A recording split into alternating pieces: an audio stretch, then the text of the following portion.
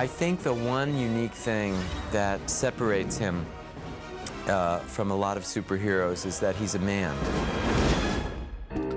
He's not a super force from another planet. Green lasers don't shoot out of his fingers. And he's traumatized from his youth, and it's certainly a fundamental fear you're going to lose your parents. He's raised by someone else. He's lonely and angry, and there's a goodness in him. He wants to right wrongs. And he has all the vulnerabilities and all of the flaws and all of the human drama that any human being has. He's not perfect, and he's not impenetrable. He's a man, not a Superman. It's a perfect character. It's a perfect story. I wanted to add mythic qualities to our story of Batman. And so there was a struggle for Bruce Wayne to find his identity insofar as why he ever became Batman, to look back in his past as a child and the events that happened to him and why he became Batman. He has a choice as a man now whether to continue to be Batman or not. Why does a man do this? It's as if he's cursed to pay some great penance. Now, what crime could he have committed to deserve a life of nightly torture? It's more than just professional interest, isn't it, Jason? Val Kilmer was to me a much more mysterious and romantic and coolly aloof Bruce Wayne. Very different than Michael Keaton, although they're Batmans, and the costume with the voice doing the stunts was pretty much the same. You look at Val Kilmer and you think, what the hell's that guy thinking? Because certain actors have that thing where you look at them and you know the wheels are turning in there. Val Kilmer felt more haunted but heroic. Well, also, Val Kilmer, he's rich. Yeah. You walked into a room, you realize this guy's a billionaire, and people are attracted to him.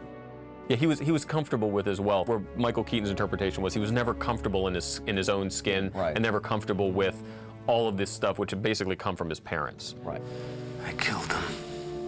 What did you say? He killed them. Two-Face. He slaughtered that boy's parents. No. No, you said I. I killed him. The things that are most fantastical about Bruce Wayne have to do with basic American dream ideals. He's disgustingly wealthy. He's so wealthy it never comes up. What he chooses to do with his free time is fight an impossible battle against the crime of a city that's corrupt. It's very wild, very radical, very political. This is a guy who can't just take off the mask and the cape and put it away. It's going to creep into his everyday life. It's going to be causing repercussions in his everyday life. And we wanted to explore those. You have a thing for bats? Oh, that's a Rorschach, Mr. Wayne. An ink blot. People see what they want. I think the question would be, do you have a thing for bats? It's a classic character now, and people are still enthralled with it. It's kind of become, especially with Val stepping into the shoes now, it becomes even more classic because you have Michael Keaton, Val Kilmer, and then who knows who else who will play the role.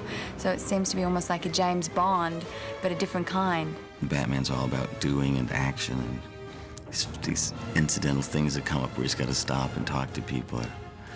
He'd rather not. And I like those scenes a lot. He likes chase, but why'd you call me here? And just wants to go.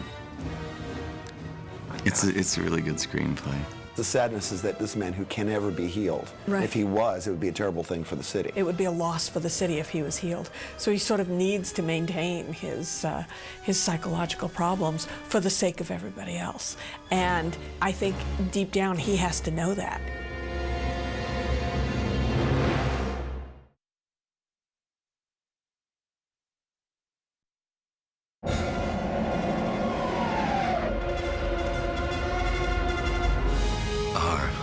What's that stand for?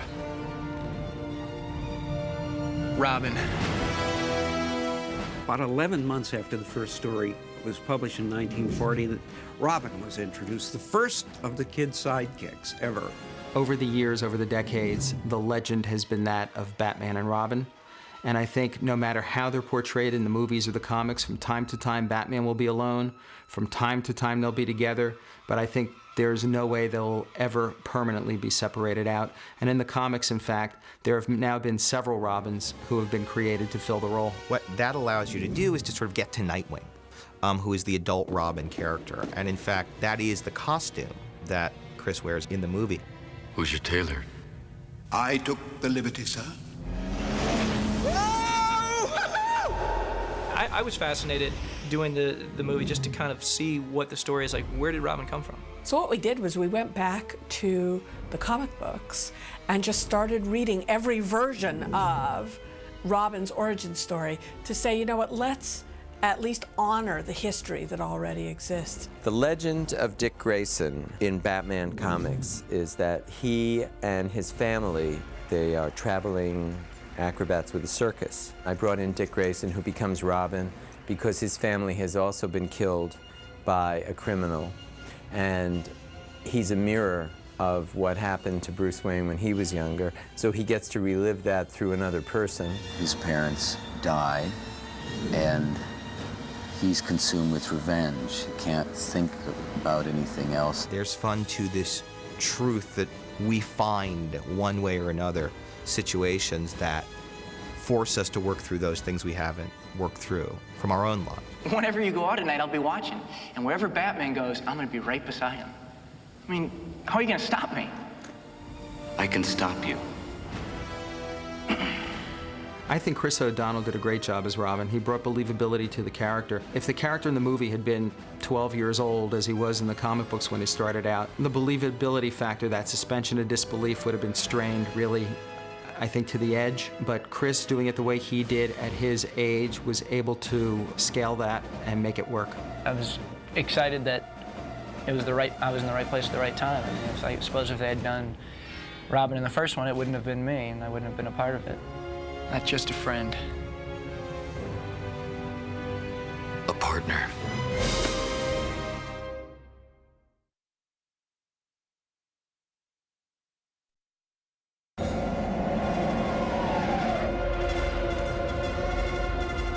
Bats aren't rodents, Dr. Meridian. Really? I didn't know that. You are interesting.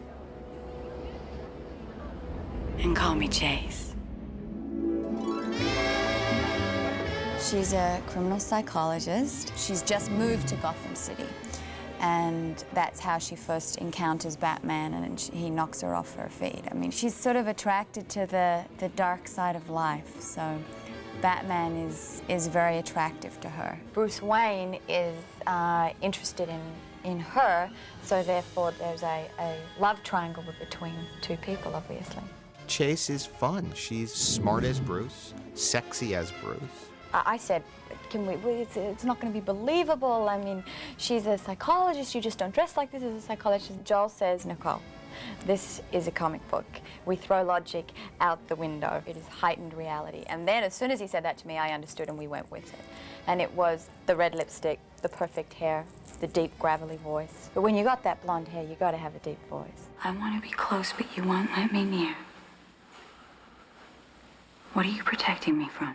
She's got a very straight job. She works inside the police headquarters.